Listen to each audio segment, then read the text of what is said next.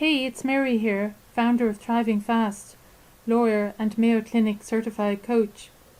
I'm a huge believer in being the best we can be. I love helping people to get trust and belief in themselves. Today I'm going to talk to you about why some of us can't say no to things we don't want to do, and how we can learn to say no and stop feeling the need to constantly please people. I'm so excited to share this with you. It will give you a powerful strategy to take back more control in your life. You're going to discover some interesting things about why you can't say no in the first place and why you want to please people. You're going to understand yourself more and learn the strategy to help you feel more empowered in your life. This video is a tiny part of a masterclass series I'm creating. In this video, I'll be talking to Beverly Engel. Beverly is an internationally recognized psychotherapist and an acclaimed advocate for victims of sexual, physical, and emotional abuse. Beverly is the author of 21 self-help books, including 4 best-selling books on emotional abuse.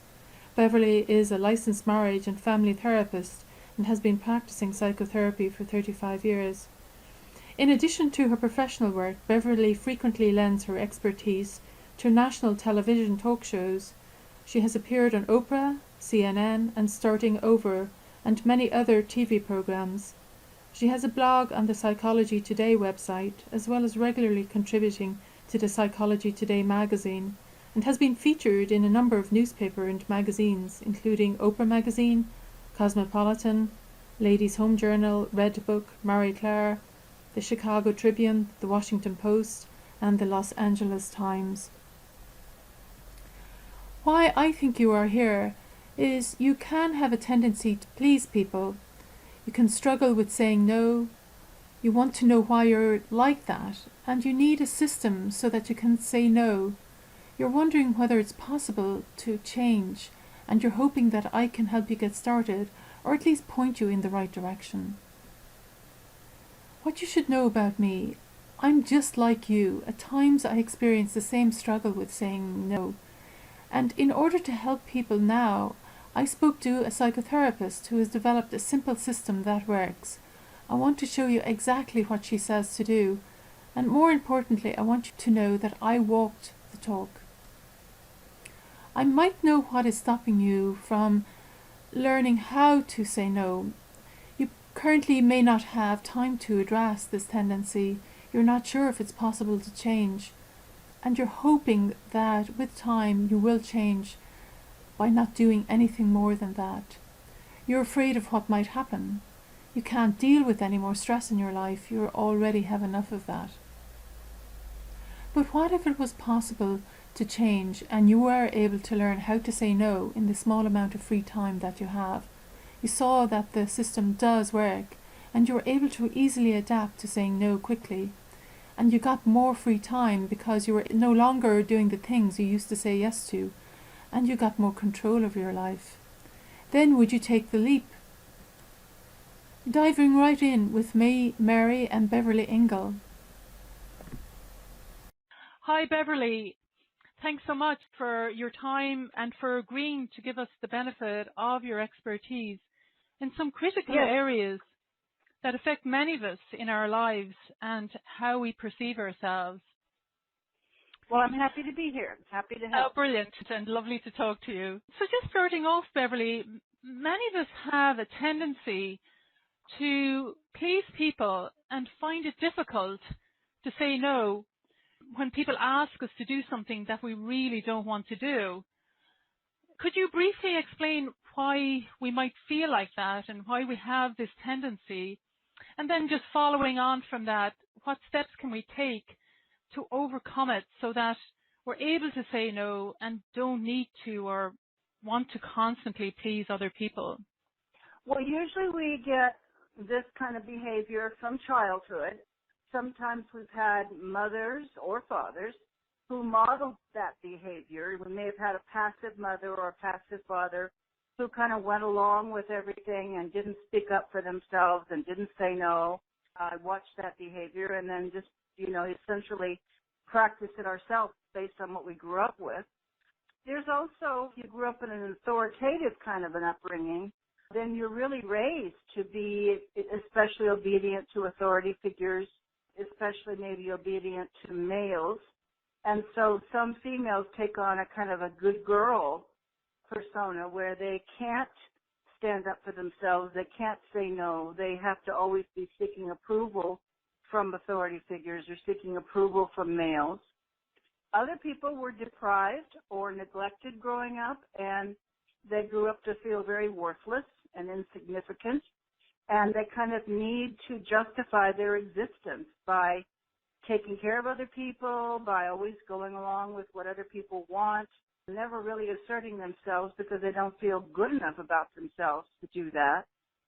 And then there are people who had parents who expected them to be perfect, and so they strive for perfection in themselves, and they're super critical of themselves whenever they're not perfect, and we'll talk about that later. But again, they have a sense that they have to earn other people's acceptance. And so they certainly couldn't say no to somebody's request because, again, they don't feel like they have the right, and they're afraid that they're going to get rejected. They're afraid the other person's going to get angry if they do say no. And in terms of what kind of steps, I've written 2 different books that address this. One book was called The Nice Girl Syndrome, and this particularly applies to women, but again, it can always apply to men too. There are certainly men who behave in the same way. But a nice girl has a really hard time saying no because she always wants to please other people. She never wants to cause waves. Her motto in life is kind of like peace at any price.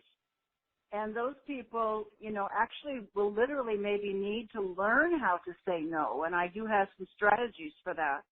But it starts with really becoming aware of what you want to say no to. Really maybe making a list of being aware that you have a hard time saying no. But what are you having a hard time saying no to? Are you having a hard time saying no to unacceptable behavior in others? If it's a work situation, are you having a hard time saying no to a boss who's too demanding and requiring too much of you, maybe requiring too many hours for you to work, for example? So you've got to get clear about what you want to say no to. Then you need to really get it on a very deep level, and this, of course, takes time and some work on your part, that you really have a right to say no. Again, a lot of people don't believe they have a right to say no. They think it's really wrong to say no, that they should always say yes. They should always be pleasing. They should always go along with what the other person wants. And so then that requires for them to work on some ways to raise their self-esteem and to find the strength to say no. And we'll talk a little bit more about that again later when we talk about standing up. And then it requires actually practicing saying no. And with my clients, I actually ask them that for about a week that they actually practice literally saying the word no, that they can practice saying the word no when they're driving in their car. But it's really best if you have a little bit of time and you're home by yourself in your apartment or in your house to literally walk around the house and say no. Say it with different inflections, different tones. Say it out loud, say it more quietly, and just notice how you feel as you walk around saying no. A simple exercise, but for a lot of people, it's very, very difficult. I've had people give me feedback that it was almost impossible for them to do it. It was so hard for them to even use those words, even use the word no. Other people said that when they practiced saying no, they actually felt really good. They'd never given themselves permission to say no before, and it actually felt very good to say it. And they felt empowered just by saying the word. So I asked them to practice saying no, especially out loud, walking around your house. You can practice saying no driving in your car or when you take a walk too. And then to sit down afterwards and complete the sentence, when I say no, I feel. And complete that sentence and complete it as many times as they have a response. So when I say no, I feel empowered, or when I say no, I feel afraid. When I say no, I can hardly get the words out. When I say no, I'm afraid I'm going to get into trouble. Whatever their awareness is of how they feel when they say no. Okay? 2-part exercise. Just literally practicing saying no, and then really paying attention to how do they feel when they say it by completing that sentence. It's an excellent, excellent exercise to just literally getting the practice of saying it.